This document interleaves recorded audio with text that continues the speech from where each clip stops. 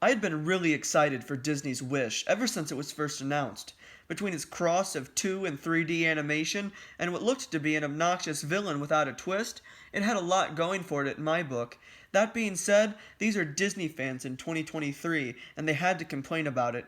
So even before the movie was released, the film was receiving loads of hate regarding how it was going to end up. Today, I'm going to take a look at these comments and give my verdict because, as the internet knows, what I say goes. I'm here! I'm here! Whew, just 1 second. Let me catch my breath. When the first trailer for Wish was released, a new comparison started floating around the internet, or at least new to me, called the adorkable trope. Essentially, for those who don't know, it's that every 3D modern princess is written in the same way to be an awkward, humorous, quirky kind of girl. The modern Disney girl does in fact have a lot of these traits, but I wouldn't go as far as to call them a copy-paste. Let's break each character down and talk about how they compare to this adorkable saying. Rapunzel brings a sense of naivety, being kidnapped and gaslit for 18 years and all, the usual childhood. Anna is the extrovert, mirroring Elsa's introvert, and just like Rapunzel, they were isolated from society from childhood when Elsa shot her sister in the face. With magic, of course. Damn, I relate to so many of these Disney movies.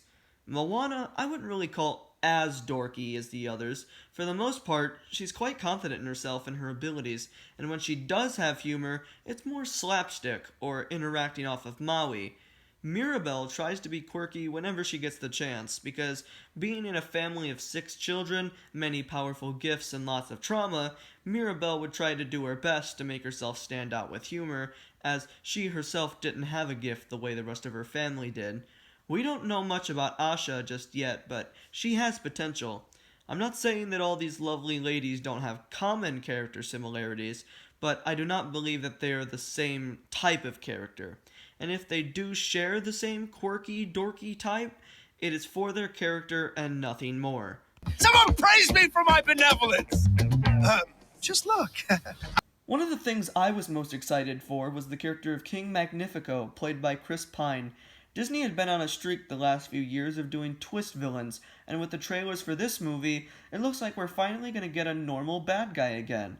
It looks like the fans were on board with the idea of that as well, until Disney released his song, "This Is the Thanks I Get." Then there was an outburst of videos saying it wasn't deep enough, comparing it to Hellfire from Hunchback of Notre Dame. That is such an unfair comparison. These two movies aren't trying to be each other in the slightest. And not every villain needs to have layers on top of layers. Layers! Sometimes they can just be a bad guy. Remember Gaston? I don't see anyone ripping on him for just being a douche. All his song is the townsfolk singing about how awesome he is.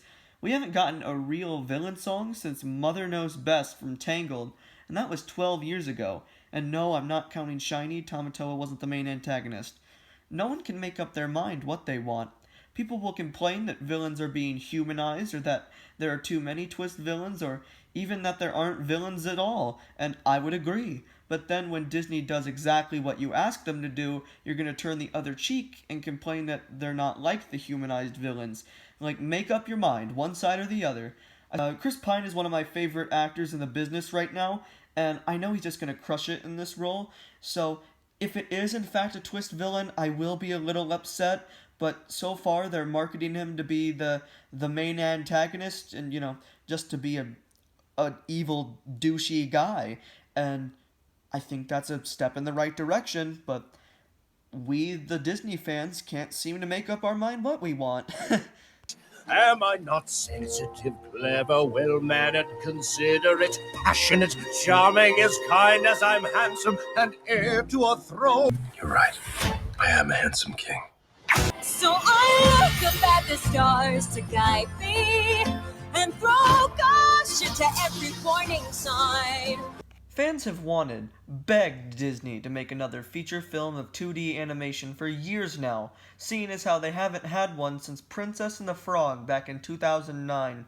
Wish decided to do a cross of 2 and 3D animation, with the character models looking 3D, but with the backgrounds being 2D, almost hand-drawn looking. What did the internet have to say about this? Well, most people didn't like it, saying that it looks unfinished and they should have gone with full 2D. Now, I'm not an animator, I'm not going to claim to know what animation is supposed to look like, but I think it looks really charming and people are just being overly critical, but if it genuinely, looks unfinished for animation, let me know. I don't know. I'm also noticing a lot of feelings around 3D animation in general nowadays. Animation has come a long way. Let's just look at Disney. Back in the 2000s, after Toy Story revolutionized animation, Disney released their own group of CGI animated movies. They might be nostalgic for the kids who grew up in the 2000s like me, but just looking at them compared to the Renaissance, even the modern films, they do not hold up. Well, visually at least, I do believe some of them are still good movies. Tangled and Frozen, which completely changed the game, and everyone loved 3D animation movies. Now I feel like whenever there's a project that doesn't meet people's needs or expectations, they'll rant about how it isn't the good old 2D stuff, and we need to go back to that. And, not every movie is going to look like Spider-Verse or The Last Wish, but if you don't like it, don't watch it. I think Wish's Blend is a great nod to Disney's past films of all the different animation styles, but, if the movie comes out and it becomes significantly worse, I'll let you know. But for now, I'm really enjoying the blend. But anyways, that have been my thoughts recently. Let me know in the comments. Are you excited or nervous for Wish, and why? If you enjoyed this video, make sure to leave a like, and if you're new, maybe consider subscribing. I think I make good content, but you can be the decider on that. Anyways, I'll see y'all in the next video. Peace.